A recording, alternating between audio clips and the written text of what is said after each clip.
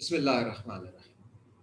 Real number system पढ़ने के बाद अगला चैप्टर हमारा है सीक्वेंसेस एंड सीरीज का, जिसके अंदर हम सीक्वेंसेस ऑफ रियल नंबर्स को स्टडी करेंगे। इस चैप्टर में हम सीक्वेंसेस की कन्वर्जेंस और डाइवर्जेंस को देखेंगे, लिमिट के कुछ थ्योरम्स देखेंगे। इसके अलावा हम सीक्वेंसेस की कुछ टाइप्स को स्टडी करेंगे, मिसाल के तौर पे कन्वर्जेंट एंड डाइवर्जेंट सीक्वेंसेस। इसके अलावा हम पढ़ेंगे मोनोटोनिक सीक्वेंसेस को। इसके अलावा हम डिस्कस करेंगे कॉशी सीक्वेंसेस, और इसके अलावा हम एक बड़ी इंपॉर्टेंट टाइप डिस्कस करेंगे जो कि बाउंडेड सीक्वेंसेस है। ठीक है, अच्छा, इंपॉर्टेंट थ्योरम्स हैं बहुत इसके अंदर। मिसाल के तौर पे we will study monotone convergence theorem. Monotone convergence theorem, very important theorem. We will discuss the second important theorem, Bolzano-Weierstrass theorem. And number third, we will discuss the Cauchy criteria for convergence and divergence, Cauchy theorem. ठीक है, और इसमें अंदर बड़े ज़बरदस्त results हैं जिन्हें हम इन डिटेल देखेंगे यहाँ से। और उसके बाद हम अपने अगले पोर्शन की तरफ जाएंगे जो कि इनफाइनाइट सीरीज है, जिसका कुछ हिस्सा चैप्टर 3 और कुछ हिस्सा चैप्टर 9 में दिया हुआ है। यहाँ एक काबिल जिक्र मैथमेटिशियन है कौशी, जिसने बड़ा काम किया है। ये 19th सेंचुरी के फर्स्ट हाफ का एक बड़ा मैथमेटिशियन है, अप टू 1850। इसके बड़े कारनामों में से 8 किताबें, 789 रिसर्च पेपर्स, और जबकि इसके मजमूई काम को जब लिखा गया तो 26 वॉल्यूम पर मुश्तमिल काम था। और आप देखेंगे इस चैप्टर में और आगे आने वाले चैप्टर में इसके कंट्रीब्यूशंस को बयान किया जाएगा। ओके, अब हम डिफाइन करते हैं कि सीक्वेंसेस क्या होते हैं। बेसिकली आपके पास ये एक फंक्शन है जिसकी domain set of all natural number है, और इसकी जो रेंज है this is subset of R. ठीक है, कोई सबसेट है, कोई सेट है एस।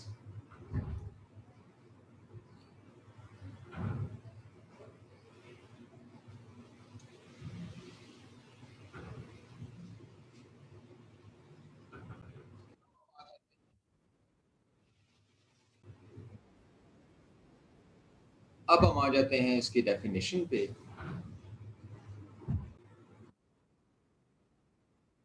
अब हम स्टार्ट करते हैं सीक्वेंसेस की डेफिनेशन से। ये बेसिकली एक फंक्शन है जिसकी domain set of all natural number है और इसकी रेंज कोई सेट एस है। यहाँ रियल एनालिसिस के अंदर हम ये सेट आर लेंगे, set of all real numbers. अब ये फंक्शन इस तरह से डिफाइंड है, ये स्पेशल टाइप है फंक्शन की जहाँ डोमेन हमेशा सेट ऑफ नेचुरल नंबर है। जब फंक्शन 1 पे अप्लाई होगा तो ये एक रियल नंबर देगा, उसे हम x1 कह देते हैं। जब फंक्शन 2 पे अप्लाई होगा, गेट अनदर रियल नंबर, उसे हम x2 कह देते हैं। इसी तरह फंक्शन जब 3 पे अप्लाई होगा, we get another real number, उसे हम x3 कह देते हैं, and up to so on. अब ये जो टर्म्स हैं x1, x2, x3, ये जो रियल नंबर्स हैं इन्हें हम एक सीक्वेंस कहते हैं। ठीक है, दिस इज अ सीक्वेंस।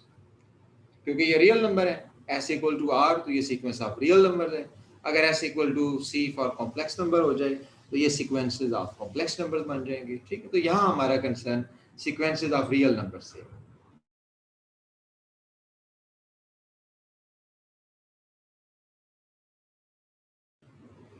अच्छा, अब आप यहाँ पे देखते जाएं कि ये जो स्मॉल ब्रैकेट्स हैं ये बेसिकली हम इसके लिए लगा रहे हैं ताकि एक सीक्वेंस और एक सेट में फ़र्क वाज़ेह किया जाए। मिसाल के तौर पे फ़र्ज़ करें कि आपके पास एक सीक्वेंस है -1⁻n। अब -1⁻n को जब सीक्वेंस की फॉर्म में लिखा जाएगा तो इसकी डोमेन नेचुरल नंबर है। इसमें आप वैल्यूज़ पुट करेंगे, n इज इक्वल टू 1 पे -1 देगा, n इज इक्वल टू 2 पे ये +1 देगा, n इज इक्वल टू 3 पे -1, n इज इक्वल टू 4 पे +1, and up to so on. You will get an infinite sequence. इसकी टर्म्स इनफाइनाइट है। जबकि एज ए फंक्शन अगर इसको देखा जाए और इसकी जो रेंज है, रेंज सेट, उसे अगर लिखा जाए तो इसका मतलब ये होगा कि जो इसकी रेंज है उसके अंदर दो ही एलिमेंट हैं, या तो -1 या +1। ठीक है, तो ये एक वाज़ेह फ़र्क है सीक्वेंसेस और सेट्स के दरमियान। सीक्वेंसेस के अंदर एलिमेंट्स के अरेंजमेंट के साथ, एक तरतीब के साथ एक ऑर्डर पाया जाता है। सेट के अंदर ऑर्डर ज़रूरी नहीं, आप 1 को पहले भी लिख सकते हैं, -1 को आप बाद में लिख सकते हैं। इसके अलावा आप देख रहे हैं कि एक सीक्वेंस के अंदर टर्म्स रिपीट भी हो सकती हैं, लेकिन एक सेट के अंदर 1 एक ही बार लिखा जा सकता है, ठीक है? ये कुछ माइनर डिफरेंसेस हैं इसके अंदर। अच्छा, अब हम इसको वाज़िया करने के लिए हमने ये ब्रैकेट्स का इस्तेमाल किया है कि जब हम स्मॉल ब्रैकेट लिखेंगे इसका मतलब हमारा सीक्वेंस होगा, और जब हम ये कर्ली ब्रैकेट डालेंगे तो उसका मतलब हमारा सेट होगा।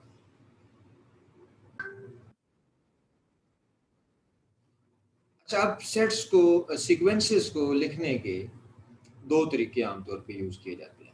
एक तरीका ये होता है कि जिसमें हम उसको nth टर्म से बयान कर देते हैं, जैसा कि xn is equal to -1 raise to power n, और इस यहाँ से इसकी टर्म्स फाइंड कर ली जा सकती हैं, और ये इसकी टर्म्स हैं आपको सॉल्व। इसी तरह एक दूसरा तरीका होता है, उसमें क्या करते हैं, उसमें हम कोई इनिशियल टर्म दे देते हैं, 1 या 2 या जितनी, मिसाल के तौर पे x1 हम कह देते हैं कि 1 है, और बाकी टर्म फाइंड करने के लिए हम xn प्लस 1th टर्म को हम बयान कर देते हैं इन टर्म्स ऑफ xn, ठीक है? इस तरह से करके। तो अब क्या होता है यहाँ पे, इसे इंडक्टिवली डिफाइंड या रेकरेंस रिलेशन भी कहते हैं। अच्छा, अब यहाँ से भी आप टर्म्स फाइंड कर सकते हैं इजीली। अब x1 is equal to x1 is equal to 1 है। अब आप इस सेकंड रेकरेंस रिलेशन में अगर n को आप 2 पुट कर दें या n को आप 1 पुट कर दें, तो 1 प्लस 1 ये 2 हो जाएगा। x2 is equal to 2x1 minus 1। अब यहाँ पे आप x1 की वैल्यू पुट करेंगे तो 2 minus this is equal to 1। इसी तरह आप x3 x4 ये वैल्यूज फाइंड कर सकते हैं। तो ये आमतौर पे सीक्वेंसेस को बयान करने के ये 2 तरीके हैं, दोनों तरह से हम करेंगे।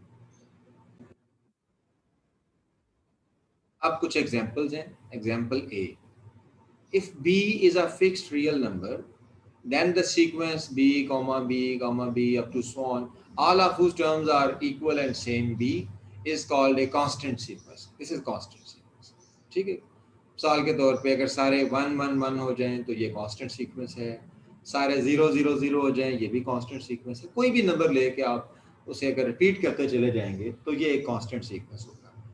आगे चल के आप देखेंगे, it will be very interesting, कि constant sequence is an example of a monotonic sequence, जिसे मोनोटोनिकली इंक्रीजिंग भी कहा जा सकता है, मोनोटोनिकली डिक्रीजिंग भी कहा जा सकता है, ठीक है? That's why it is very wonderful sequence. अच्छा, जबकि दूसरी तरफ कांस्टेंट सीक्वेंस जो है ये हमेशा बाउंडेड है, और एज ए बाउंडेड सीक्वेंस भी ये बड़ी ज़बरदस्त एग्जांपल देगा आपको।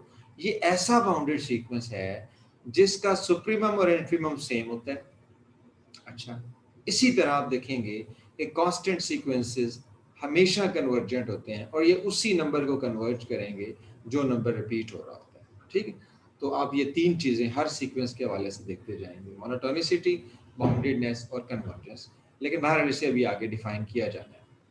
अच्छा, इसी तरह नेक्स्ट एग्जांपल देख लेते हैं हम। Example B, if again B is a real number, it is an element of R, so it is a real number. And sequence is b raised to power n, which means b raised to power 1, b raised to power 2, b raised to power 3, and up to so on. In particular, जिसकी example दी गई है, ठीक है?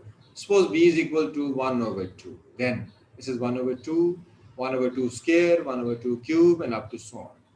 अच्छा, this is also very important example.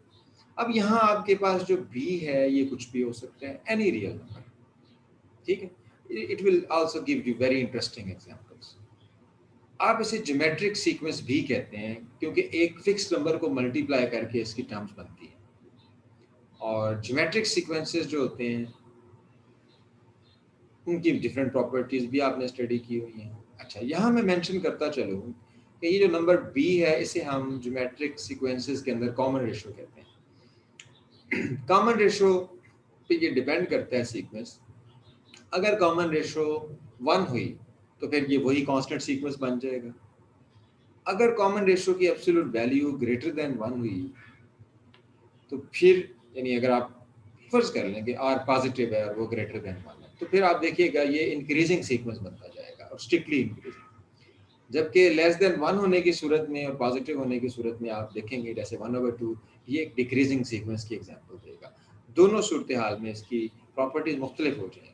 Increasing की सूरत हाल में आपको इसका अपर बाउंड ढूंढना पड़ेगा, जो कि ना मिलने की सूरत में ये डाइवर्जेंट सीक्वेंस बना करेगा। डिक्रीजिंग की फॉर्म में इसका लोअर बाउंड ढूंढना पड़ेगा, मिलने की सूरत में ये बाउंडेड भी हो जाया करेगा और ये कन्वर्जेंट भी हो जाया करेगा। तो ये बहुत इंटरेस्टिंग प्रॉपर्टीज रखता है। एग्जाम्पल नंबर सी में ये इवन नेचुरल नंबर्स का जिक्र किया गया है और इसे इंडक्टिवली भी डिफाइन किया जा सकता है। यानी एक तरीकाकार तो ये था कि हम इसे x n is equal to 2n यूँ डिफाइन कर लेते हैं। अदरवाइज इंडक्टिवली भी डिफाइन किया जा सकता है कि x1 इज 2, यानी आप 2 से स्टार्ट लेंगे और नेक्स्ट टर्म क्या आएगी वो प्रीवियस में 2 ऐड करके आएगी, ठीक है। या आप यहाँ पे फिक्स भी कर सकते हैं y1 इज इक्वल टू 2 और yn में जब 2 ऐड होगा तो वो yn प्लस 1 नेक्स्ट टर्म बन जाएगी, ठीक है। फिबोनाची सीक्वेंस ये भी इसी किस्म का इंडक्टिवली डिफाइंड सीक्वेंस है और बड़ी इंटरेस्टिंग एग्जांपल्स प्रोवाइड करता है हमें। Okay, f1 is equal to 1, first term fixed है, सेकंड भी फिक्स्ड है, ये भी 1 है। उसके बाद कोई भी टर्म यानी ये n इज इक्वल टू 2 से होगा, क्योंकि जब n 2 पुट करेंगे तो ये f3 बन जाएगा। f3 और उसके बाद वाली जो टर्म्स हैं उनके लिए ये रिलेशन दिया हुआ है और ये बड़ा सिंपल रिलेशन है। यानी ये क्या करेगा, जो भी टर्म आपने फाइंड करनी हुई उससे पिछली दोनों टर्म्स को ये ऐड कर देगा। मिसाल के तौर पे अब आप f3 फाइंड करना चाह रहे थे तो आप 1 और 1 को ऐड कर दें, ये f3 आ जाएगा। अब अगर आप f4 को फाइंड करना चाह रहे हैं तो आप लास्ट 2 को ऐड कर लें, 2 + 1 3 आ जाएगा। आप थर्ड अगर आप f1 2 3 4 5 6 आप सेवंथ टर्म फाइंड करना चाहते हैं तो आप क्या करेंगे, आप 6 और 5 और 6 को ऐड कर देंगे, यानी फिफ्थ टर्म और सिक्स टर्म को, वो 5 + 8 13। तो ये सीक्वेंस इस किस्म का एक सीक्वेंस है और इसकी इसी तरह बहुत सारी एग्जांपल्स, इवन आप फर्स्ट ईयर की बुक से सीक्वेंसेस के चैप्टर से बहुत सारी एग्जांपल देख सकते हैं सीक्वेंसेस की। जैसे कि आप जानते हैं अरिथमेटिक सीक्वेंसेस हैं, ज्योमेट्रिक सीक्वेंसेस हैं, हार्मोनिक सीक्वेंसेस हैं और बहुत सारे ऐसे सीक्वेंसेस हैं जिन्हें हम डिफाइन कर सकते हैं। Okay, now limits. लिमिट का कॉन्सेप्ट बड़ा ज़बरदस्त कॉन्सेप्ट है मैथमेटिक्स में और कई कई तरह से ये कॉन्सेप्ट आया। यहाँ एक इसकी बड़ी बेसिक फॉर्म डिस्कस होने जा रही है और वो है लिमिट ऑफ ए सीक्वेंस। किसी भी सीक्वेंस की लिमिट क्या होती है, this is our main focus in this chapter. एक सीक्वेंस xn जो रियल नंबर्स का सीक्वेंस है, हर xn रियल नंबर है, is said to converge to a point or to a real number x in R, या आप कह सकते हैं x is the limit of a sequence xn if you get limit n approaches infinity x n equals to x। तो आप कहेंगे ये x हमारे सीक्वेंस की लिमिट है। अच्छा, इसे ज़रा समझने की कोशिश करें हम एप्सिलॉन डेल्टा गेम के साथ कि what is epsilon delta game. Epsilon delta game ये है, फर्स्ट करें आप कहते हैं कि आपका जो सीक्वेंस है xn है वो x को कन्वर्ज करेगा। तो इसका ज्योमेट्रिकली मतलब ये है कि x के गिर्द, इस x पॉइंट के गिर्द आप कोई भी नेबरहुड लें। नेबरहुड से मुराद क्या होता है, आप एक रेडियस तय करते हैं, एक फासला तय करते हैं। मिसाल के तौर पे वो आपका फासला एप्सिलॉन है तो आपके पास एक इंटरवल बनता है x माइनस एप्सिलॉन से x प्लस एप्सिलॉन तक। अब xn अप्रोचेस टू x का ज्योमेट्रिकली मीनिंग ये है कि x के गिर्द जो भी नेबरहुड बना हुआ, x के गिर्द जो भी नेबरहुड आप बनाएंगे, आपके जो सीक्वेंस है उसकी टर्म्स उसके अंदर जरूर होंगी। ठीक है, एक बेसिक कॉन्सेप्ट याद रखें कि xn अप्रोचेस टू x का क्या मतलब है। xn अप्रोचेस टू x का मतलब है कि x के गिर्द आप जोन सा भी इंटरवल बनाएंगे, कोई छोटे से छोटा इंटरवल भी बनाएंगे, उसके अंदर सीक्वेंस की टर्म जरूर होंगी। आप हैरान होंगे ये सुन के कि वो टर्म्स इतनी ज्यादा होंगी, इतनी ज्यादा होंगी, खा एप्सिलॉन को आप जितना ही कम क्यों ना कर दें, x के बिल्कुल करीब ही क्यों ना कर दें, इंटरवल को एक बहुत छोटा इंटरवल ही क्यों ना कर दें, आप हैरान होंगे कि उस सीक्वेंस की इतनी ज़्यादा टर्म्स उस इंटरवल में होंगी कि आपको ऐसा लगेगा कि शायद ये सारा का सारा सीक्वेंस ही उस पर चला गया। इतनी इतनी ये इतनी मुतबरक चीज़ है ये लिमिट ऑफ ए सीक्वेंस। ठीक है, इसकी डिटेल में जाते हैं, थोड़ा सा मैं आपको मज़ीद एक्सप्लेन करता हूँ। एक डेफिनेशन सुन लें पहले। जो इसी चीज को बयान करेगी। xn converges to x or x is said to be limit of xn if for all epsilon greater than 0, कोई एप्सिलॉन x के गिर्द आप ले लें, क्या होगा? There exist a positive integer k जिसका सारा दारोमदार एप्सिलॉन पे होगा, such that xn minus x is less than epsilon for all n greater equal to k। इसे समझने की कोशिश करें, समझने में बड़ा सिंपल है। xn minus x, इस एब्सोल्यूट वैल्यू को सॉल्व करें, minus epsilon less than xn minus x less than plus epsilon। Now this is x minus epsilon less than xn less than x plus epsilon for all n greater equal to k। हुआ क्या? अब ये क्या बात है, ये मैं आपको बता दूं। देखो ये x1 है, ये x2 है, ये x3 है, ये एक सीक्वेंस चल रहा है। हमने कहा कि ये x को कन्वर्ज करेगा अगर x के गिर्द आप कोई भी नेबरहुड खींचो, x minus epsilon, x plus epsilon, तो क्या होगा? x1, x2, x3, x4 चलते चलाते कहीं पे जाके जब आपका जो सीक्वेंस की नंबर ऑफ टर्म है वो k हो जाएगी या उससे आगे भी, तो वो सारी की सारी xn टर्म्स जिसमें n आपका k या उससे बड़ा होगा, वो सारी की सारी टर्म्स कहाँ चली जाएंगी? वो सारी की सारी टर्म x के गिर्द x माइनस एप्सिलॉन और x प्लस एप्सिलॉन के अंदर चली जाएंगी, यानी इस ओपन इंटरवल के अंदर चली जाएंगी। Look at this, epsilon change करने से वो k तो चेंज हो सकता है, लेकिन जो इंटरेस्टिंग चीज है वो ये है कि कितनी टर्म्स इस नेबरहुड के अंदर होंगी और कितनी टर्म्स इस नेबरहुड के बाहर होंगी। Look at this, infinite sequence है ये। कितनी टर्म इस इंटरवल से बाहर होंगी? वो x1 से लेकर xk-1 तक k-1 टर्म्स, यानी finite number of terms are outside this neighbourhood of x। और कितनी टर्म इनसाइड द नेबरहुड होंगी? Infinitely many terms. Look at this beautiful concept of limit of a sequence. अब आप जरा गौर करें इसके अंदर। सीक्वेंस आपको ये कॉन्सेप्ट बज़ाहिर आपको सीक्वेंस की टर्म, क्योंकि आप जब देखते हैं तो शुरू की चंद टर्म्स को देखते हैं ना, आपको लगेगा कि कहाँ लिमिट और कहाँ सीक्वेंस, लेकिन ऐसा नहीं, बल्कि हकीकत यूं है कि सीक्वेंस की टर्म्स अपने सीक्वेंस को छोड़ छाड़ के अपनी लिमिट के गिर्द यूं दायरा बना के बैठी होंगी, यानी उसके करीब होती चली जाएंगी, उसके करीब होती चली जाएंगी, यूं उसके नेबरहुड में चली जाएंगी कि लगेगा आपको कि there are infinitely many terms inside the neighbourhood. खा वो दायरा कितना ही महदूद क्यों ना कर दिया जाए, कितना ही मुख्तसर क्यों ना कर दिया जाए, सीक्वेंस की टर्म सारी की सारी गोया कि उसे ही चुना चाहेंगे, उसी के करीब चली जाएंगी। This is the definition of A convergent sequence and this is the concept of limit of a sequence. और अगर ऐसा ना हो, अगर आप कोई एप्सिलॉन ऐसा बता दें, कोई नेबरहुड ऐसा बना दें एक्स के गिर्द, कोई मुहाफिज ऐसे खड़े कर दें कि फिर कोई स्टेज ही ऐसी ना आए, के स्टेज जिसे आपने कहा, कि जिसके बाद सीक्वेंस की सारी टर्म्स उन मुहाफिजों का उस पैरा तोड़ के एक्स के गिर्द बैठ जाए, फिर उस सीक्वेंस को आप कहेंगे ये divergent sequence. This is not a convergent. So this is the epsilon delta game and this is the epsilon game. Okay, अब हम इसकी लिमिट्स की कुछ प्रॉपर्टीज की तरफ चलते हैं। Number 1, uniqueness of limit. किसी भी रियल नंबर के सीक्वेंस की लिमिट अगर एग्जिस्ट करती है तो वो यूनिक होती है। इफ इट एग्जिस्ट, इस limit of a sequence is unique.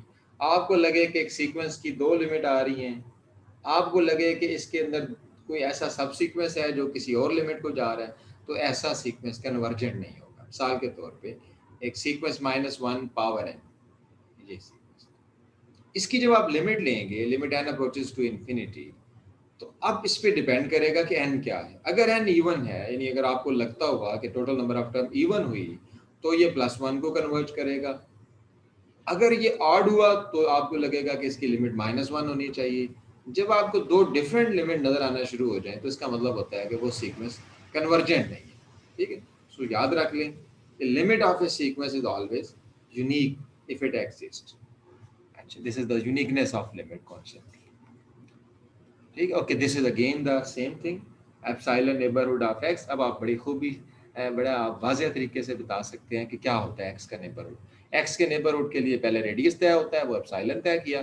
अब ये एक्स माइनस एप्सिलॉन से लेके एक्स प्लस एप्सिलॉन के दरमियान वाले पॉइंट्स हैं, इसे u minus x mod less than epsilon b कहते हैं। ऐसे तमाम यू जिनका एक्स से डिस्टेंस एप्सिलॉन से कम होगा वो एप्सिलॉन नेबरहुड के अंदर आएंगी, एक्स की एप्सिलॉन नेबरहुड के अंदर पाई जाएगी।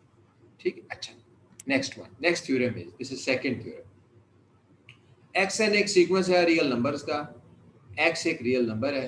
The following statements are equivalent. Equivalent का मतलब होता है कि अगर ए ट्रू हो तो बी ट्रू होगी, बी ट्रू हुई तो सी ट्रू होगी, सी ट्रू हुई तो डी ट्रू होगी, डी ट्रू हुई तो ए ट्रू होगी, यानी कोई एक भी ट्रू हुई तो सारी ट्रू होगी। इक्विवेलेंट का ये मतलब है कि ये सारी एक जैसी हैं।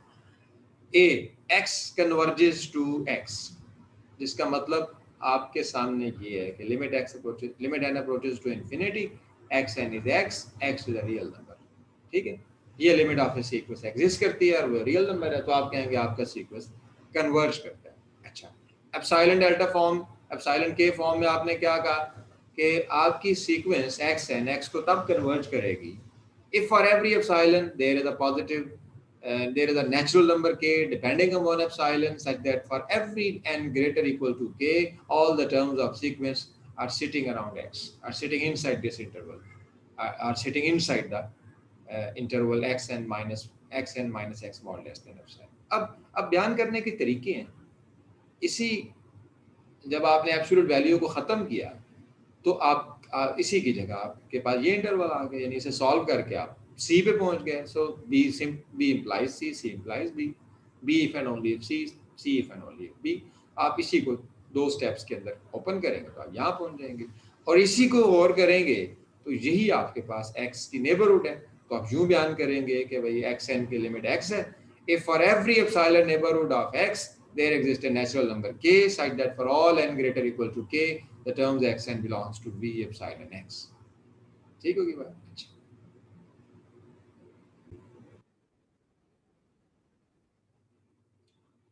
This is very important thing for you कि ये जो डेफिनेशन है लिमिट ऑफ ए सीक्वेंस की, जो एप्सिलॉन डेफिनेशन है, एप्सिलॉन के डेफिनेशन या नेबरहुड डेफिनेशन, ये जस्ट आपको ये कंफर्म कर देती है कि एक्स एन एक्स को कन्वर्ट कर रहा है कि नहीं कर रहा है।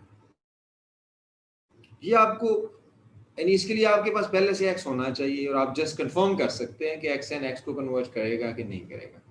ये आपको ये नहीं बताएगी कि अगर आपको सीक्वेंस दे दिया जाए तो आपकी सीक्वेंस का लिमिट क्या होगा।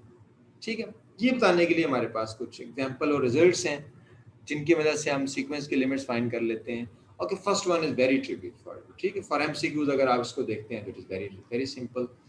लिमिट 1/n, जब आप n आपका इन्फिनिटी को अप्रोच करता है तो 1/n ऑब्वियसली ये जीरो को अप्रोच करता है। ठीक है, इन बातों को आप एप्सिलॉन के की फॉर्म में भी कर सकते हैं। आप क्या करेंगे, एक्स एन माइनस एक्स को आप लेस देन एप्सिलॉन रखेंगे तो ये आपके पास आ जाएगा 1/n minus zero less than epsilon होना चाहिए। 1/n पॉजिटिव है, एब्सोल्यूट वैल्यू खत्म हो जाएगी, तो यहाँ से आया n ग्रेटर देन 1/एप्सिलॉन। अब आपने k फाइंड करना था, n is greater equal to k। अच्छा, ये तो पता चल गया कि n 1/एप्सिलॉन से बड़ा होगा ना तो ये रिजल्ट होल्ड करेगा। अब k आपने चूज करना है, k कहाँ से आएगा, k आपको देगी Archimedean property. By Archimedean property there is a natural number k such that 1/k is less than epsilon. ठीक है, बेसिकली तो आप जानते हैं ना ये 1/एप्सिलॉन लेस देन k आता है यहाँ पे, यहाँ से आप यहाँ लिख सकते हैं, ये कोई बड़ी बात नहीं है। तो ये आ जाएगा 1/k लेस देन एप्सिलॉन, और आपका जो n है अब वो यहाँ से आप फाइंड कर सकते हैं, वो क्या होना चाहिए, epsilon is greater then n 1/n, and so आप यहाँ से ये रिलेशन बना सकते हैं कि 1/n is less equal to 1/k and this is less than epsilon. So Archimedean property आपको एक k ऐसा दे देगी कि अगर n आपका ग्रेटर इक्वल टू k हुआ तो 1/n minus zero is less than epsilon. ठीक है, बट फिर से आपसे ये कहूँगा कि एमसीक्यूज के लिए जस्ट आप सीक्वेंस को देखेंगे, limit n approaches to infinity कर देंगे and you will get the answer. Same for this example, simply apply the limit n approaches to infinity, you will get the limit 0. Example C, again infinity पे आप जानते हैं कि आपके पास एक method होता है डायरेक्टली भी, आप देखते हैं हाईएस्ट पावर क्या है नोमिनेटर में n की, उसका कोफिशिएंट क्या है 3, हाईएस्ट पावर 1 है, नोमिनेटर में उसका कोफिशिएंट 3, डिनोमिनेटर में 1, सो लिमिट इज 3। तो आप शॉर्टकट तरीके से आप ये लिमिट फाइंड कर सकते हैं, ठीक है। और बहुत सारे क्वेश्चन इसी तरह आते हैं, आपने n की पावर देख लिया करनी होती है, सम टाइम स्क्वायर रूट की फॉर्म में ये आ जाते हैं, रैशनल फॉर्म बनी होती है, तो उस वक्त आपको पता है कि जब आप लिमिट फाइंड करते हैं तो आप क्या करते हैं, अब आप जब लिमिट फाइंड करेंगे तो it will be infinity minus infinity form, तो आपको रैशनलाइज करना पड़ेगा। After rationalisation you can find this limit easily, ठीक है, आप इजीली इसकी लिमिट फाइंड कर लेंगे और वो आपके पास आ जाएगी। अच्छा, next one e part, e part is b is between 0 1, b positive है, लेस देन 1 है, then the limit n approaches to infinity b raised to power n, ये लिमिट आप पहले पढ़ चुके हैं कि अगर एक नंबर लेस देन 1 हो, जैसे कि ये नंबर लेस देन 1 है, लेस देन 1 का क्या मतलब है, लेस देन 1 का मतलब ये है कि आप उस नंबर को 1 बाय सम नंबर लिख सकते हैं विच इज ग्रेटर देन 1, ठीक है, यानी 1 over 1 plus epsilon, this is type of a number which is less than 1। जब आप इसकी पावर लेते हैं n, तो 1 raised to power n तो 1 ही रहेगा, तो ये पावर 1 प्लस एप्सिलॉन, और 1 plus epsilon is a number greater than 1। जब आप पावर बढ़ाते जाएंगे n की, ये बढ़ती जाएगी, वैल्यू बढ़ती जाएगी, हत्ता कि ये इन्फिनिटी को अप्रोच कर जाएगी, और 1 बाय इन्फिनिटी क्या होगा, 0 हो जाएगा। That's why this limit is 0। आप यूं आसानी से समझ सकते हैं कि अगर एक नंबर पॉजिटिव हो और 1 से छोटा हो, जैसे कि 1/2, तो उसकी जितनी पावर बढ़ाएंगे, स्क्वायर लेंगे 4 हो जाएगा 1, क्यूब लेंगे 1 बाय, जितनी पावर बढ़ाएंगे उतना वो कम होता जाएगा ताकि वो 0 को कन्वर्ट कर जाएगा। तो इसलिए याद रखना है, अगर b लेस देन 1 हो तो 0, अगर b ग्रेटर देन 1 हो तो फिर तो उसकी जितनी पावर बढ़ाएं उतना बढ़ता जाएगा, उस सूरत में क्या होगा, उस सूरत में वो इन्फिनिटी को अप्रोच करेगा, ठीक है। Okay, this is the explanation of k epsilon game, ठीक है, जो already I have explain you. अच्छा, अब इसी गेम को सामने रखते हुए आप बात कर सकते हैं कि अगर एक सीक्वेंस x को कन्वर्ट नहीं करता उसका मतलब क्या होगा। उसका मतलब ये होगा कि अगर, जैसे रिकॉल करें, अगर x एंड x को कन्वर्ट करता है तो फिर आपने क्या कहा, for all epsilon there exist k such that the less than inequality holds. अच्छा, हर एप्सिलॉन के लिए k मिल जाता है अगर x एंड x को कन्वर्ट करता है। अगर x एंड x को कन्वर्ट नहीं करता तो क्या होगा, तो ये होगा कि हर एप्सिलॉन के लिए ये बात सही नहीं होगी। इसका मतलब ये है कि आपको तो देयर एग्जिस्ट यहाँ पे आ जाएगा, आपको एक एप्सिलॉन, उसे एप्सिलॉन नॉट क्या है, एक एप्सिलॉन नॉट ऐसा मिल जाएगा कि उसके लिए आप जितनी मर्जी कोशिश कर लें, सीक्वेंस की कुछ टर्म्स ऐसी जरूर होंगी जो x के साथ लेस देन एप्सिलॉन नॉट नहीं होंगी। क्या मतलब है, ये मतलब ये है कि वो greater equal to epsilon not हो जाएंगी फॉर ऑल n के ग्रेटर इक्वल टू k, और k जो मर्जी ले लें, ठीक है। अच्छा, अब आप पढ़ लें इसे। In order to show that a sequence xn does not converge to a number x, it is enough to produce only one epsilon naught such that no matter what the natural number k is, यानी यहाँ for all के आ जाएगा, तो ये उल्ट हो जाता है, for all epsilon there exist बन जाता है और there exist k for all k बन जाता है, ठीक है। One can find a particular x n satisfying, वो एन के ग्रेटर भी होगा k even then x n k minus x is not less than epsilon, ठीक है। इसकी मजीद डिटेल आगे आएगी 3.4 में जाके। अच्छा, नेक्स्ट एग्जांपल्स है हमारे पास 0 2 0 2 0 2 0 2 एंड ऑफ सो ऑन। क्या होगी इसकी लिमिट, ठीक है। आपके पास दो जवाब आएंगे कि भाई अगर तो ये कोई कहीं रुक रहा हुआ ऑड नंबर ऑफ टर्म्स पे तो 0, इवन पे तो 2, लेकिन ये रुकेगा तो नहीं, है इनफाइनाइट सीक्वेंस है, ये ऑसिलेटरी सीक्वेंस कहलाता है, ये 0 2 पे जंप लेता रहेगा, 0 2 0 2 0 2, लिहाजा ये किसी यूनिक नंबर की तरफ क्योंकि नहीं जा रहा, तो आप कह सकते हैं कि ये सीक्वेंस कन्वर्जेंट नहीं है, does not converge to any number. मिसाल के तौर पे 0 के साथ इसको प्रूव किया गया कि ये 0 को कन्वर्ज नहीं करता, ठीक है। ऐसे बेशुमार सीक्वेंसेस हैं, आप जानते हैं ऑसिलेटरी सीक्वेंसेस, आप देखेंगे कुछ फाइनाइट आइसोलेशन होती हैं, कुछ इनफाइनाइट आइसोलेशन, ठीक है, लेकिन ये कन्वर्जेंट नहीं है। अच्छा, उसके बाद एक कॉन्सेप्ट है टेल्स ऑफ द सीक्वेंस। अगर आप मेरी बात को शुरू से तवज्जो से सुन रहे हैं तो ये आपके लिए कोई प्रॉब्लम नहीं होगा। x1 x2 x3 up to सो ये एक सीक्वेंस है, ठीक है। इसकी टेल से क्या मुराद है? एम टेल, फर्ज करें एम टेल ऑफ एक्स। नाम से ही आपको पता चल रहा होगा कि एम टेल ऑफ एक्स का मतलब है कि शुरू की एम टर्म छोड़ दें, उसके बाद वाली ले लें। यानी एम टर्म, एम टेल में क्या होगा? एम टेल में होगा सीक्वेंस शुरू होगा एक्स एम प्लस वन से, फिर एक्स एम प्लस टू आ जाएगा and up to so on. या आप कॉम्पैक्ट फॉर्म में लिखेंगे x m plus n, m plus n यानी एम के बाद वाली सारी टर्म्स, इसे आप कहते हैं एम टेल, ठीक है। अच्छा, और अहम आपके लिए टेल ही होती है। जैसे मैंने आपको बताया ना, सीक्वेंस की शुरू वाली टर्म्स अगर एक्स के नेबरहुड में नहीं भी जाती तो एक स्टेज के बाद टर्म्स ऐसी होती हैं जो उसके नेबरहुड में चली जाती हैं। These are a few example, but the result about the m tail is this one. Let x is a sequence xn. It is a sequence of real numbers. M is any positive integer. We define m tail xm is xm plus n of x converges. किसी भी sequence की m tail converge करती है if and only if x converges.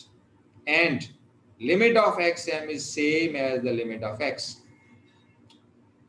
This is very useful result. आप जानते हैं अगर किसी सीक्वेंस एक्स एन की लिमिट मिसाल के तौर पे एग्जिस्ट करे और वो ए हो, तो आपने देखा होगा पीएससी के अंदर भी कि हम फिर एक्स एन प्लस वन की लिमिट भी वही ए लेते हैं। हम एक्स एन प्लस टू की लिमिट भी वही ए लेते हैं। क्यों? बेसिकली एक्स एन वो सारा सीक्वेंस है।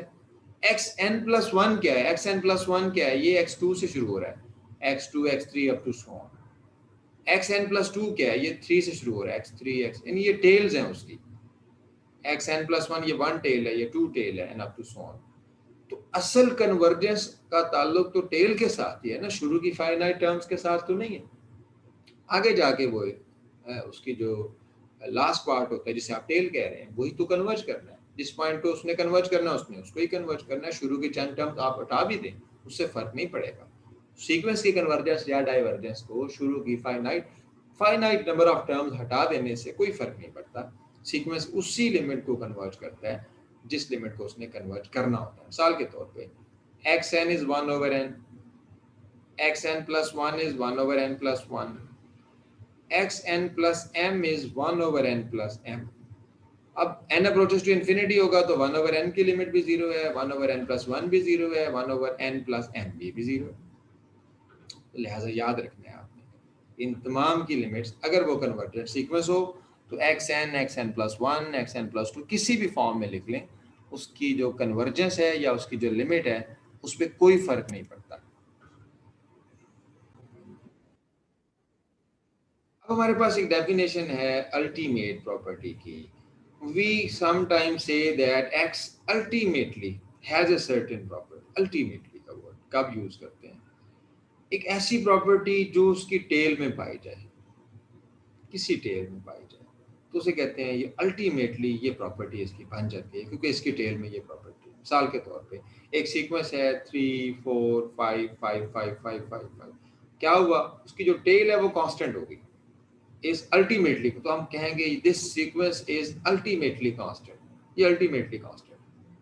फॉर एग्जांपल एक दूसरा सीक्वेंस 3 5 3 5, इसकी टेल भी 3 5 3 5, this is not ultimately constant, ठीक है।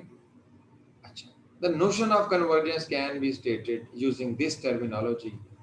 A sequence x converges to x if and only if the terms of x are ultimately in the neighborhood of x. यही मैंने आपसे कहा एक सीक्वेंस कन्वर्जन कब होगा? जब अल्टीमेटली उसकी जो टेल है ना वो सारी के सारी एक्स के एक नेबरहुड में चली जाएगी। बल्कि एक्स का कोई भी नेबरहुड लेंगे तो अल्टीमेटली उसकी टेल उस नेबरहुड के अंदर चली जाएगी। This is the same concept as I explained earlier. क्यों? क्योंकि आपने देखा फाइनाइट टर्म छोड़ के इन्फिनिटली मैनी टर्म जो उसकी टेल है वो सारी की सारी एक्स के नेबरहुड में चली जाएगी, ठीक। Okay, there are some further examples and results. Okay, next theorem is xn अगर एक सीक्वेंस ऑफ रियल नंबर्स है, x एक रियल नंबर है, an एक दूसरा सीक्वेंस है पॉजिटिव रियल नंबर का जिसकी लिमिट 0 है, an 0 को कन्वर्ज कर रहे हैं। और अगर एक पॉजिटिव नंबर c आपको ऐसा मिल जाए कि xn minus x mod is less equal to c times an, then what? अच्छा, अब एक रिजल्ट है, हम उसे यूज करते हुए इसे बड़ा जल्दी हम इसे पढ़ के आगे निकल जाएंगे। We know that this is greater than the 0, ठीक है, ये एब्सोल्यूट वैल्यू है। अच्छा, कैन बी इक्वल, अगर इसकी कोई टर्म x के बराबर भी हो गई। अब जरा देखें आप कि एक सैंडविच थ्योरम टाइप आपने एक रिजल्ट पढ़ा हुआ है आसान सा, हम जस्ट उसे उसका यूज करके आगे चले जाएंगे। If we apply the limit n approaches to infinity, what is left? Left hand side is 0, right hand side पे यहाँ पे आपके पास लिमिट आ जाएगी xn माइनस x, और right hand side is again 0 because an की लिमिट अगर 0 है, लिमिट an इज 0, तो 0 into c is 0। Using Sandwich's theorem, we get limit n approaches to infinity, xn minus x0। इसका मतलब क्या? इसका मतलब ये है कि limit n approaches to infinity, xn is x, and so the sequence xn converges to x। a positive है, then the limit a positive है, n अप्रोच करेगा infinity को, तो ये positive infinity 1 by infinity goes to 0। You can easily see that this limit is 0, ठीक है, without these all these things, and for MCQs only, not for subjective। B, if b is positive less than 1, then we have already studied that this limit will be 0 if b less than 1 and positive, and if b greater than 1, this is infinity, ठीक है। इसे आप number C constant C भी use हो रहा है यहाँ पे। if c is greater than 0, positive real number, then what will be the limit n approaches to infinity, c raised to power 1 by n।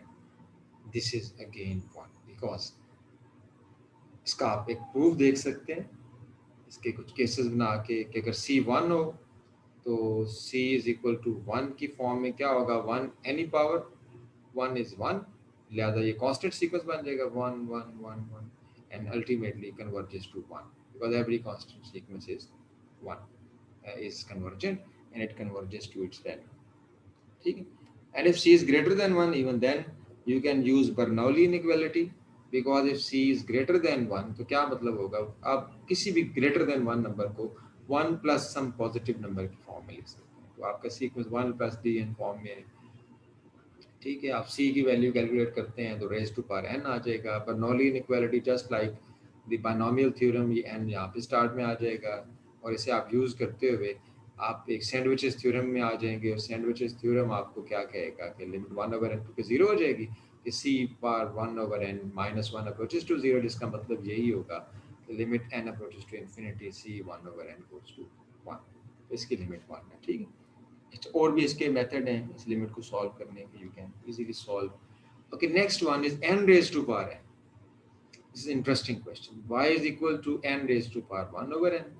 इसकी लिमिट फाइंड करने के लिए apply log on both sides, ठीक है। n raise to power 1/n start में आ जाएगा, ये बन जाएगा log n/n। This is L'Hopital rule लगाएंगे because it is infinity by infinity form.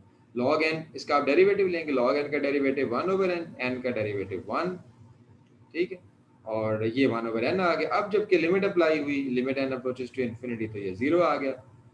log y से y निकाला तो e raise to power 0 which is 1, so the limit is 1। इस तरह आप कैलकुलेट कर सकते हैं इसे। अच्छा, इसी तरह आगे चलते हैं नेक्स्ट एग्जांपल की तरफ। ये आपके पास कुछ exercise, very easy exercise, x n दिए हुए, nth term you can find the first 5 terms of the sequences, ठीक है। first 5 terms of the sequences are given, you can find nth formula। A sequence is inductively defined, you can find its terms, you can prove this limit with the help of the definition of the limit। आपने check करना है epsilon की form में लेके जाएं, ये limit इसकी exist करती है कि नहीं करती, and there are certain other results। limit of a(x(n) 0, limit of xn, this is very important, limit of xn is 0 if and only if limit of xn absolute value is also 0, ठीक है। ये बहुत interesting results मिल जाएंगे आपको यहाँ से भी, ठीक है। इन्हें लिमिट्स को प्रूव भी करें, इन्हें याद भी रखें। Okay, next are the limit theorems. लिमिट से मुतल्लिक़ कुछ थ्योरम्स हैं। नंबर्स, ठीक है। इन्हें करने के लिए हमें एक डेफिनेशन की ज़रूरत है और वो डेफिनेशन है बाउंडेड सीक्वेंसेस की।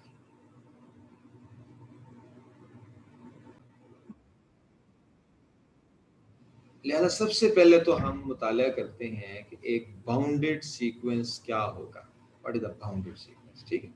अच्छा, ये एज ए सेट अगर देखें आप इस सीक्वेंस को, आपने सेट की बाउंडेडनेस पढ़ी है। सेट की जो टर्म्स, सीक्वेंस की जो टर्म्स हैं x1 x2 x3, चाहे वो आगे पीछे जहां पड़ी हैं, वो रियल नंबर्स हैं। अगर ऐसा हो कि सीक्वेंस की जो टर्म्स हैं वो जो सेट बनाती हैं वो सेट बाउंडेड है, ठीक है। बाउंडेड का मतलब है कि आपको एक लोअर बाउंड भी मिल जाएगा, यहाँ से आपको एक अपर बाउंड भी मिल जाएगा, यानी आपको एक ऐसा रियल नंबर मिल जाएगा कि सीक्वेंस की सारी टर्म्स उससे ग्रेटर इक्वल होंगी, यानी उससे छोटी कोई टर्म नहीं होगी। इसी तरह आपको यहाँ पे एक नंबर ऐसा मिल जाएगा जो उसका अपर बाउंड होगा, यानी उससे बड़ा कोई नंबर आपके सीक्वेंस में नहीं होगा, यानी आपके सीक्वेंस में अगर m से छोटा कोई नंबर ना हुआ तो बाउंडेड बिलो हो जाएगा, अगर कैपिटल M से बड़ा कोई नंबर नहीं होगा तो बाउंडेड अबव हो जाएगा, और अगर वो बाउंडेड बिलो भी हो और बाउंडेड अबव भी हो तो वो बाउंडेड हो जाएगा। अब ऐसी सूरत हाल में क्या होगा? ऐसी सूरत हाल में ये होगा कि आपको, आप फर्ज करो ये 0 है, आपको एक रेडियस ऐसा मिल जाएगा, मिसाल के तौर पे यहाँ तक मैं फर्ज करो इसको, इसी को कैपिटल M कह देता हूँ, ठीक है, रेडियस कैपिटल M, आपको 0 के गिर्द, ठीक है, एक रेडियस ऐसा मिल जाएगा। तो ये इंटरवल क्या बनेगा? -m से +m के दरमियान। यानी आपको अगर आप देखें तो आप ये कह रहे हैं कि मेरे सीक्वेंस की जितनी भी टर्म है ना वो सारी की सारी -m से +m के दरमियान है। This is very easy to understand कि अगर आपका सीक्वेंस बाउंडेड है, उसका लोअर बाउंड भी है, अपर बाउंड भी है, फिर आपको एक इंटरवल जरूर ऐसा मिल जाएगा 0 के गिर्द कि जिसके अंदर, चाहे वो बहुत बड़ा इंटरवल हो जाए, कि जिसके अंदर वो सीक्वेंस सारे का सारा लाई करेगा, ठीक है। ये से मैं -m कह रहा हूँ, ये +m कह रहा हूँ, यानी सीक्वेंस की सारी टर्म्स अब इस इंटरवल के अंदर है, -m से प्लस। तो ये दूसरी डेफिनेशन हो गई, ये वेरी इजी टू अंडरस्टैंड। ये डेफिनेशन भी आपको मिलेगी कि sequence is said to be, a sequence of real number is said to be bounded if there is a open interval -m +m such that all terms of sequence lie inside this open interval। यानी अगर आपको एक open interval ऐसा मिल जाए कि sequence की सारी term उसके अंदर लाई करें, तो आप कहेंगे कि ये जो सीक्वेंस है ये बाउंडेड है, ठीक है। अब यहीं से आप इसको यूं भी देख सकते हैं कि -m is less than equal to xn less equal to +m, ठीक है। यहाँ पे लेस भी हो सकता है, यानी ऐसा इंटरवल भी मिल सकता है कि एक्स एन टोटली उसके अंदर लाई करे, और ऐसा भी हो सकता है कि आप उसके अंदर उसकी बाउंड्री को भी शामिल कर लें, यानी एक्स एन की कोई टर्म -m के बराबर भी हो सकती है, +m के बराबर भी हो सकती है। आप चाहें तो m को और बढ़ा दें तो वो उसके अंदर लाई करेगा, इससे कोई प्रॉब्लम नहीं आता, ठीक है। दोनों तरह से हो सकता है, इक्वालिटी के साथ भी, उसके बगैर। But this implies that xn mod is less equal to m। तो ये डेफिनेशन भी यूज होती है बाउंडेड सीक्वेंस की, ठीक है। इसकी इंपॉर्टेंस का अंदाजा आपको फंक्शनल एनालिसिस के अंदर जाके हो सकता है। अच्छा, a sequence xn of real numbers is said to be bounded if there exists a real number m such that xn mod is less equal to m for all n in n। Next are the theorems. A convergent sequence of real number is bounded। अगर आपके पास कोई sequence convergent है, convergence implies boundedness, वो लाजमी तौर पे bounded होता है। बट यहाँ से आपको एक और रिजल्ट मिल गया, अगर कोई सीक्वेंस आप देख रहे हैं कि वो अनबाउंडेड है, ठीक है, तो इसका मतलब है कि वो लाजमी तौर पे डाइवर्जेंट होगा। Every unbounded sequence is divergent, वो कन्वर्जेंट नहीं हो सकता है। अगर वो कन्वर्जेंट होता तो वो बाउंडेड होता है, ठीक है। अच्छा, यानी every convergent sequence is bounded, लेकिन एक बाउंडेड सीक्वेंस जो होता है वो may or may not be convergent. मिसाल के तौर पे एक सीक्वेंस 1/n है, जिसकी लिमिट 0 है, रियल नंबर है और ये कन्वर्जेंट है। एक दूसरा सीक्वेंस -1/n, और ये सीक्वेंस भी कन्वर्जेंट है। डेफिनेशन यूज करें कन्वर्जेंट की तो इसकी absolute value less equal to 1 है, ये बाउंडेड है, डेफिनेशन ऑफ बाउंडेड सीक्वेंस। और अगर कन्वर्जेंस को देखा जाए तो आप जानते हैं, अगर सीक्वेंस की लिमिट यूनिक ना हो, nth टर्म की लिमिट यूनिक ना हो, तो वो कन्वर्जेंट नहीं होता, दिस इज नॉट कन्वर्जेंट। ठीक है, तो है ये बाउंडेड, अब 1/n बाउंडेड है लेकिन कन्वर्जेंट है, -1/n ये भी बाउंडेड है लेकिन कन्वर्जेंट नहीं है। लिहाजा 3 फॉर्म्स के अंदर इस रिजल्ट को याद रखें। कन्वर्जेंट इम्प्लाइज बाउंडेड, अगर कोई सीक्वेंस कन्वर्जेंट है तो वो बाउंडेड है। इसका मतलब ये है कि अगर कोई सीक्वेंस अनबाउंडेड है तो वो डाइवर्जेंट है, यानी वो कन्वर्जेंट नहीं हो सकता। लेकिन अगर कोई सीक्वेंस बाउंडेड है, इट मे और मे नॉट बी कन्वर्जेंट। ठीक है, ये कन्वर्जेंट भी हो सकता है और ये डाइवर्जेंट भी हो सकता है। ठीक है, इसे लेके हम आगे चलते हैं।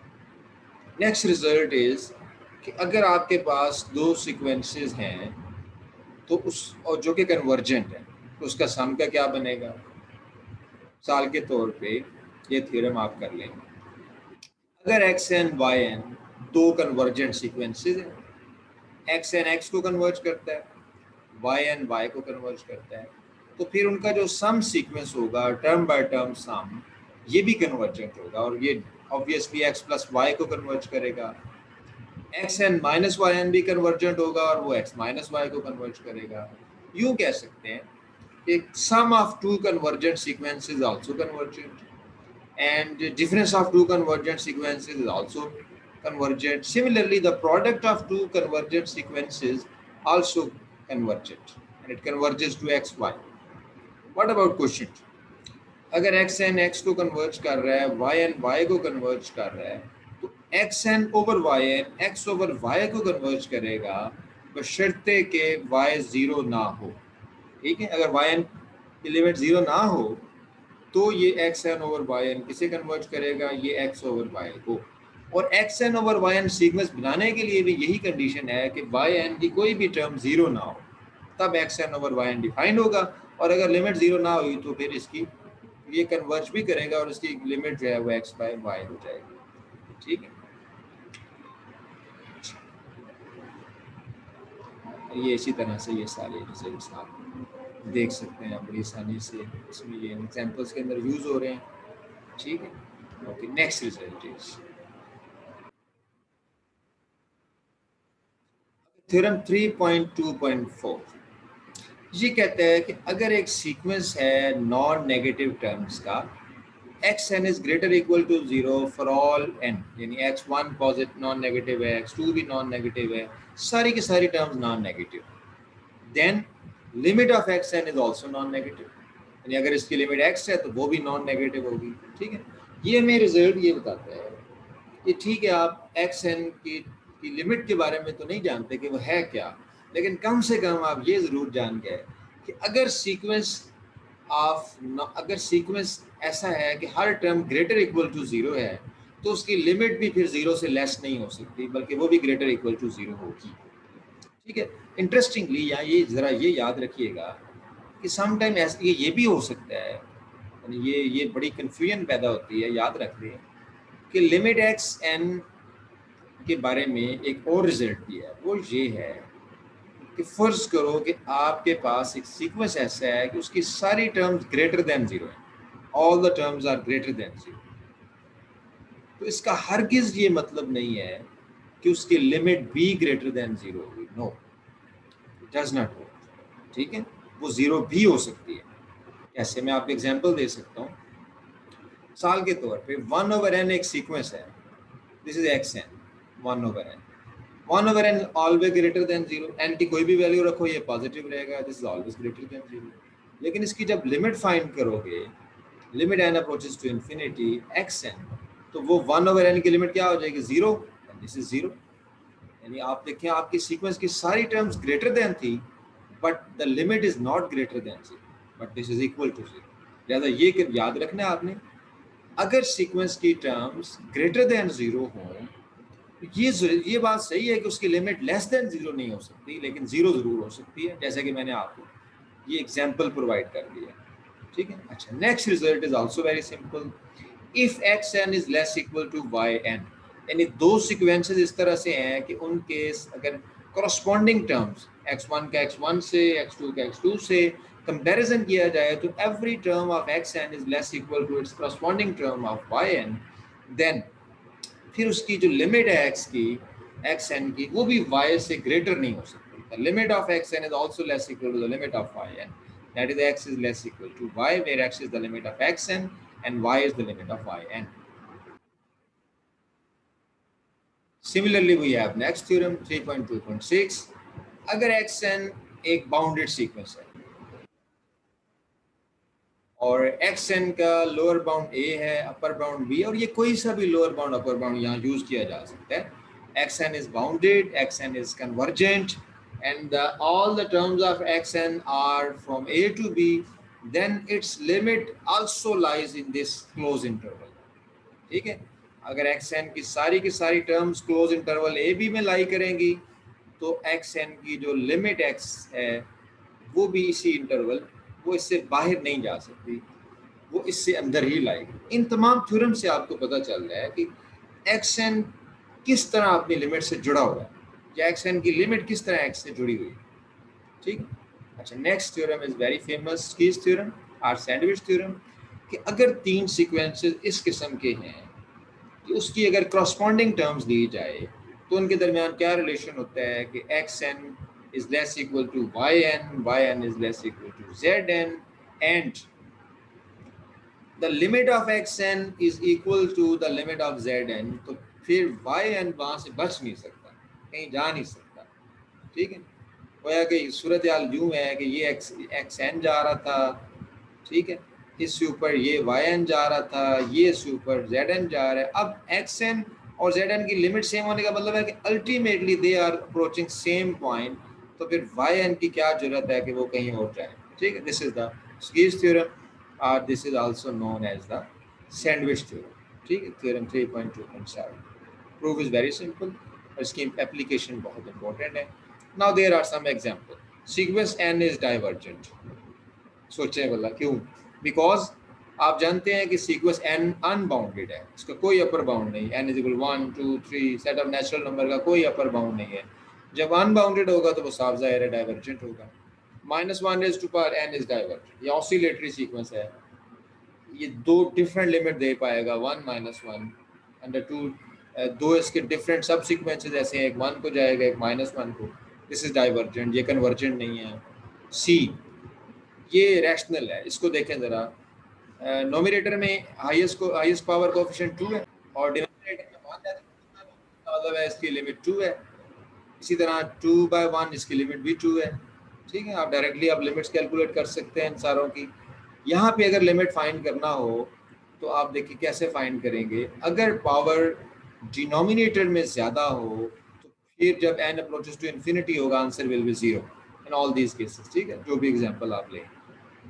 अच्छा, साइन n ओवर n, इसकी लिमिट क्या होगी?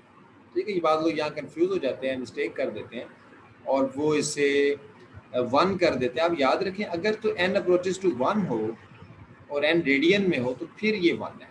ठीक है, अब यहाँ पे क्या है, limit n approaches to infinity, limit n approaches to infinity हो, साइन n हो ओवर n. अब साइन n क्या है? It is a bounded real number between -1 +1.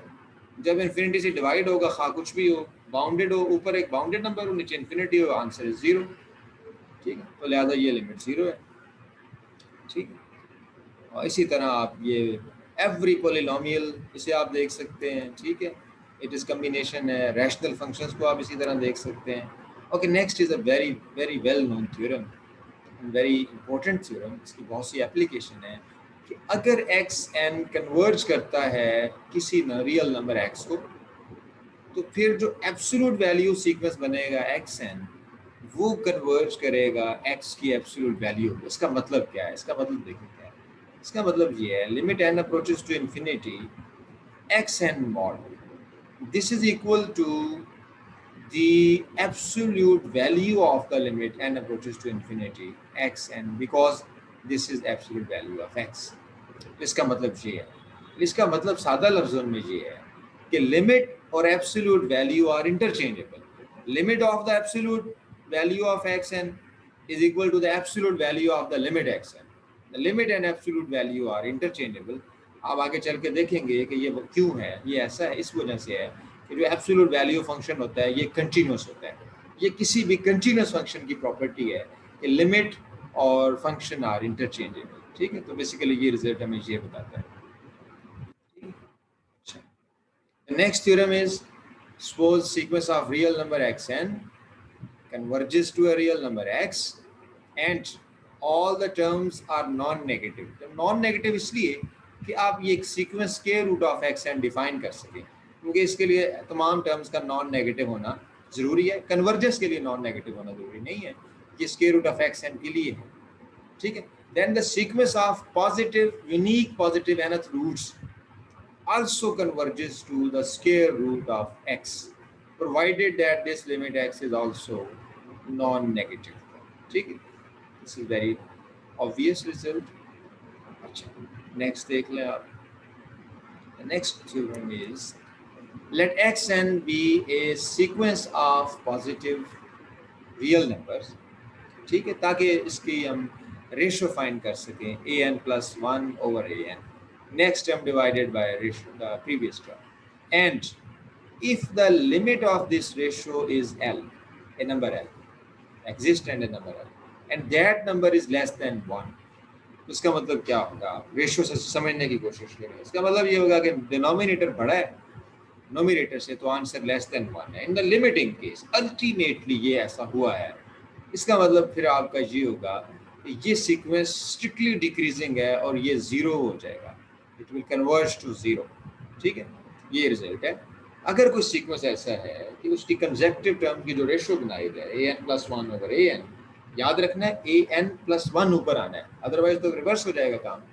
an plus 1 over n की लिमिट अगर लेस देन 1 हुई तो वो सीक्वेंस लाजमी तौर पे जीरो को ही कन्वर्ज करेगा, ठीक है। साइलेंट की फॉर्म में इसका प्रूफ भी देख सकते हैं आप, बड़ा सिंपल है, ठीक। और ये एक्सरसाइज है, एक्सएन दिया हुआ है, आप कन्वर्जेंस डाइवर्जेंस लिमिट से चेक कर सकते हैं, सम और प्रोडक्ट्स के बारे में है, ठीक है।